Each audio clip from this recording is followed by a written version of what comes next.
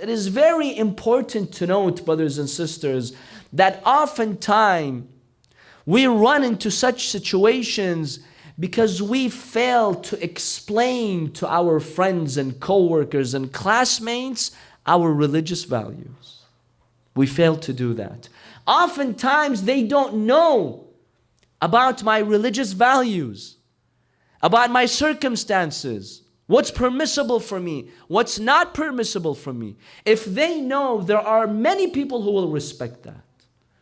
When you're around, when you're part of them, they will observe your own values, your own rights. Oftentimes we fail. We feel ashamed to tell them. I know so many of our brothers and sisters, when they're presented with this situation, they feel ashamed. I'm not going to tell them that I can't sit on a table in which wine or alcohol is served. I just can't. I feel ashamed. It's awkward. They'll see me different. This is wrong. Oftentimes you should make the effort appropriately and nicely explain to them.